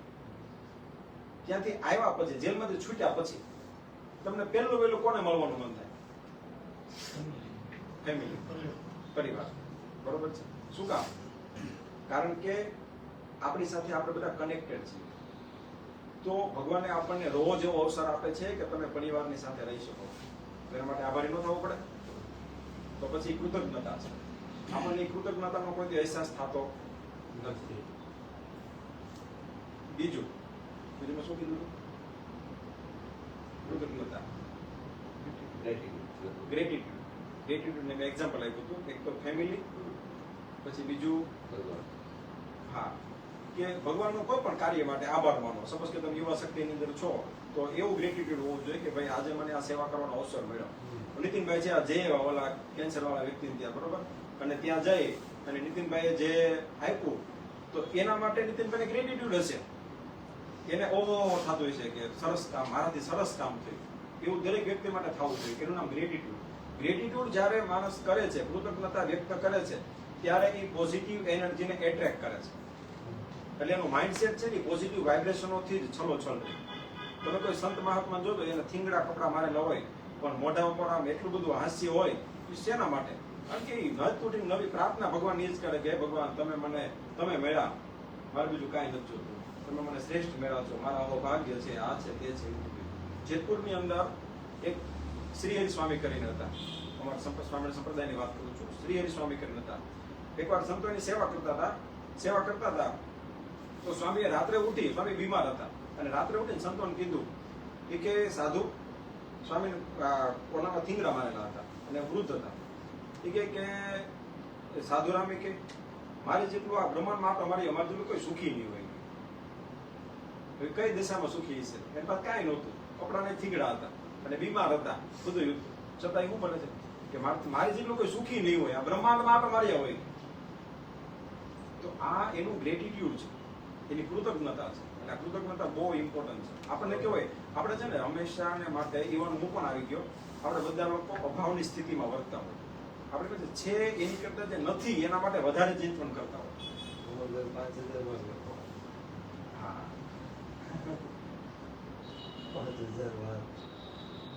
તો આ ગ્રેટિટ્યુડ છે ને એ બહુ ઇમ્પોર્ટન્ટ છે. જો પોસિબલ હોય, સમય અનુકૂળતા હોય, કાઢી અને ગ્રેટિટ્યુડ લખવાનું સ્ટાર્ટ કરવું જોઈએ. નવા વર્ષમાં મેં પોતે સંકલ્પ લીધો છે કે રોજના માટે ગ્રેટિટ્યુડ લખો. 3 બાબત જેના માટે આપણે થેન્કફુલ હોઈએ એ 3 બાબત લખવાની છે. બસ ભાઈ કેટલો સમય લાગે? 3 મિનિટે ન થાય. પણ એ જ્યારે 3 બાબત રોજની 30 દિવસની 90 બાબત થઈ, 90 બાબત અંદર એક સાથે વાંચશું ને ત્યારે એ આપણને ગ્રંથ જેટલી મજા આવશે. બહુ નાની બાબત છે પણ આ છે. એટલે અને છઠ્ઠું છે ફેમિલી ટાઈમ. 10 મિનિટ માટે રોજને માટે ફેમિલી સાથે ટાઈમ થોડો છોકરાઓ સાથે રમવું જોઈએ, મમ્મી સાથે ડિસ્કસ કરવી. આ બરોબર. આ હાર્ડવર્ક બિઝનેસના 6 પોઈન્ટ મેં કીધા. આપણે આને રટો કરી લઈએ. પેલું શું? 10 મિનિટ માટે ધ્યાન, 10 મિનિટનું વાંચન, 10 મિનિટ મોબાઈલથી દૂર, 10 મિનિટ માટે સેલ્ફ ટોક, પોતાની જાત સાથે વાત કરવી, 10 મિનિટ માટે ગ્રેટિટ્યુડ. ફરી 10 મિનિટનું ધ્યાન, 10 મિનિટનું વાંચન, 10 મિનિટ મોબાઈલથી દૂર, 10 મિનિટ સેલ્ફ ટોક અને 10 મિનિટ ગ્રેટિટ્યુડ. આ 6 બાબત ભૂલાવી જોઈએ. બરોબર. એટલે સેલ્ફ ટોક માટે આ જ સિમ્પલ. એમાં લખેલું હતું, હાર્વર્ડ રિસર્ચમાં પેપરમાં લખેલું હતું કે સેલ્ફ ટોક એટલે આજે મેં શું સારું કર્યું, હું મને હેલ્પફુલ થયો, અથવા તો આર્ટિલરી આજના દિવસની અંદર મારું હું ક્યાં ગયો, શું ભૂલ થઈ, આ છે તે છે. એ સેલ્ફ પોતાની, બીજાની ભૂલ ગોતવાની નથી. હા, એટલે આ 6 બાબત આ થઈ ગઈ. બરોબર છે. એટલે આ જે બધી વસ્તુ છે ને એ કન્સિસ્ટન્સી આપણે 5 મિનિટમાં પૂરું કરી દઈએ. આ બધી વસ્તુ કન્સિસ્ટન્સીથી રિઝલ્ટ આપશે. હવે માનો કે કોઈ વ્યક્તિને અત્યારે ખોટો ચડાવી દીધો હોય અને કામ કરવા મળે તો એ બ્લાસ્ટ થઈ જાય. બરોબર. બ્લાસ્ટ થયો કારણ કે મળે વહેલા 5 વાગે ઉઠવા અને ગ્રેટિટ્યુડ લખવા, મોર્નિંગમાં વાંચન કરવા, તો એ વસ્તુ કરવી જ જોઈએ. પણ એ કન્સિસ્ટન્ટ રહેવી જોઈએ, સતત રહેવી જોઈએ. હું એક એક્ઝામ્પલ આપું. ભગવાન સ્વામિનારાયણ વચનામૃતની અંદર એવું બોલ્યા કે પાણીનો એક ધરો હોય, આપણે બધા ગુજરાત ધરો સમજો ને, પાણીનો ગુનો, પાણીનો ધરો હોય. એ ધરોની અંદર રોજની તમે 1 ડોલ પાણી નાખો. એક્ઝામ્પલ બહુ મસ્ત છે, યાદ રાખજો. રોજના માટે 1 ડોલ પાણીની નાખો તે ધરો ક્યારે ભરાય? રોજની 1 ડોલ પાણીની નાખો તે ધરો ક્યારે ભરાય? ધરો મોટો ગુનો હોય એમાં રોજની 1 ડોલ નાખો એ ક્યારે ભરાય? એ નો ભરાય. ડોલ નાખો પાણી એટલે કદાચ કલાકમાં 1.5 કલાકમાં સુકાઈ જાય. બીજી દી પાછી નાખો, પાછું સુકાઈ જાય. બરોબર. પણ ઈ ધરોની અંદર એક આંગળી જેવડી પાણીની શેર જો સતત વહેતી હોય તો 1 દિવસે, 2 દિવસે, 3 દિવસે ધરો ભરાઈ જાય. પણ સતત વહેતી રહેવી જોઈએ. તો આ ભગવાન સ્વામિનારાયણે આપણા મનને કંટ્રોલ કરવા માટેનો નુસ્ખો બતાવ્યો. બરાબર. તો આ વસ્તુ જે છે એ કન્સિસ્ટન્સીની ગેમ છે, સતત ચાલતું રહેવું જોઈએ. બરાબર. અને છેલ્લો મુદ્દો મારે શેર કરવો હતો કે સદગુરુ ગુણાતીતાનંદ સ્વામી થઈ ગયા. આપણા ગુજરાતના બહુ સમર્થ મોટા સંત જુનાગઢમાં રહેતા. સ્વામીએ બધા શાસ્ત્રોના સાર રૂપે વાત લખી. બધા શાસ્ત્રોના સાર રૂપે વાત લખી. પેટનું કરવું, મહિમભાઈ, પેટનું કરવું, વેઠનું કરવું અને ઠેઠનું કરવું. પેટનું કરવું એટલે શું? કે પોતાને શારીરિક રીતે સશક્ત રાખવા. યોગ, ધ્યાન, પ્રાણાયામ એમાં મજબૂત બનવું, વડીખમ બનવું, સારો ખોરાક ખાઓ. બરોબર. એની ઉપર સ્વામીએ ભાર આપ્યો. પેટનું કરો એટલે તમારી જાત માટે તમારે કરવું. વેઠનું કરવું, પરિવાર માટે કરવું, કુટુંબ માટે, સમાજ માટે કરવું, દેશ માટે કરવું, કંઈક કરવું. પોતાના પહેલા તો શરૂઆત ત્યાંથી કરી કે પોતાના સંતાનો માટે કરવું, તમારા આખા પરિવાર માટે કરવું, તમારા દેશ માટે કરવું, સમાજ માટે કરવું. બરોબર. આ વેઠનું કરવું. અને ઠેઠનું કરવું. માણસ આંખ વીંચ્યા પછી કોઈ કોઈનું નથી રે. બરોબર, ગમે એટલું તમે કર્યું હોય, ગાડી બંગલા કર્યા હોય, પણ ઠેઠ એટલે કે આ ખીચાણા પછી કોઈનું નથી. ઘણા વહી ગયા, રાજાઓ વહી ગયા, બરોબર છે, બધા એને રજવાડા હોતે એ વહી ગયા, કોઈની સાથે કઈ ગયું નથી. ગોંડલ એટલું મોટું રાજ્ય છે, વડોદરા એટલું મોટું રાજ્ય છે, અહીંયા છે. સયાજીરાવ સરકાર સાથે લઈને ગયા નથી, બરોબર. એટલે સ્વામી કીધું ઠેઠનું કરવું. ઠેઠનું કરવાની અંદર સ્વામી એવું કીધું કે આ ત્રણ બાબતમાંથી જો એક બાબત પણ તમે ન કરી શક્યા તો જીવનના અંતે તમને ચોક્કસ પસ્તાવો થશે. પેટનું, તમારા શરીરનું ધ્યાન ન રાખ્યું, જેમ તે શરીરમાં નાખ્યા કર્યા, રોગમાં ભેળાઈ ગયા, અફસોસ છો. પેટનું કરવું, તમારા છોકરા માટે કાંઈ ન કર્યું, તમારા પરિવાર માટે કઈ કોન્ટ્રીબ્યુશન ન આપ્યું, સમાજ માટે કઈ કોન્ટ્રીબ્યુશન ન આપ્યું, સ્વામી કે તમને અફસોસ થશે. અને ઠેઠનું કરવું, આ બધું કર્યા પછી બે વસ્તુ તમે કરી દીધી, પણ તમારું પોતાનું આત્મશ્રેય કરવાનું ભૂલી ગયા, તો સ્વામી કે અફસોસ થશે. એટલા માટે આપણે હિન્દુ સંસ્કૃતિની અંદર મંદિરો બનાવ્યા છે. મંદિરો છે એ ચાર્જિંગ સ્ટેશન છે, આત્માનું ચાર્જિંગ સ્ટેશન છે. તો ત્યાં જવાથી પોતાનો આત્મા, પોતાનો જીવાત્મા છે એ ચાર્જેબલ થઈ જાય છે. આવું હું નથી કહેતો, આપણા શાસ્ત્રો કહે છે. એટલા માટે રોજને માટે જ્યાં જેની શ્રદ્ધા, રામ, શ્યામ, ઘનશ્યામ, માતાજી, શંકર ભગવાન, ગમે ત્યાં જેની શ્રદ્ધા, પણ રોજ એક વખત દિવસમાં મંદિરે જવું જ જોઈએ. અમને તો એવું પાયું છે કે જે દિવસે મંદિરે ન જવાનું હોય એ દિવસ તમારો ગોઝારો દિવસ થયો. ગોઝારો એટલે કે તમારો કોઈ એનો યુઝ જ નથી, ઉપયોગ નથી, નિષ્ફળ દિવસ તમારો ગયો, બરોબર. એટલે નવા વર્ષની અંદર કોક ને કોક ક્યાંક ને ક્યાંક સંકલ્પ કરજો કે રોજમાં એક દિવસ મંદિરે જાઓ. એક દિવસ ન જવાય, દૂર હોય તો અઠવાડિયામાં એક વાર તો ચોક્કસ જાઓ. કેમ કે આપણે ભારતની અંદર તમે વિચાર કરો, સોમનાથ મંદિરને બનાવવા માટે સરદાર પટેલે આખા દેશમાં ભીખ માંગી કે ભાઈ મંદિર બનાવવા પૈસા આપો. સરકારે ના પડી, ભારત બિનસાંપ્રદાયિક દેશ છે, તો તમને એવી રીતના અમે ફંડ ન આપી શકીએ. તો સરદાર પટેલે સોમનાથ મંદિર પાસે હાજરી લીધી એ કે હું આખા દેશમાં ફરીશ, ભીખ માંગીશ લોકો પાસે, પૈસા ભેગા કરી અને સોમનાથનું મંદિર બનાવ્યું. તો એ મંદિરની કેટલી બધી મહત્વતા છે, એટલા માટે સરદાર પટેલે કર્યું ને. તો આપણે હિન્દુ સંસ્કૃતિને જાળવવા માટે ચોક્કસથી મંદિરને વળગીને રહેવું પડે. કેમ કે આપણા સંસ્કૃતિ ઊભી છે એ મંદિર ઉપર જ ઊભી છે. તો તમે મને યુવા શક્તિએ આજે જે અવસર આપ્યો એના માટે ખૂબ ખૂબ આભાર. ભાઈ, નીતિનભાઈ અને બધા જ સભ્યો, થેન્ક યુ સો મચ.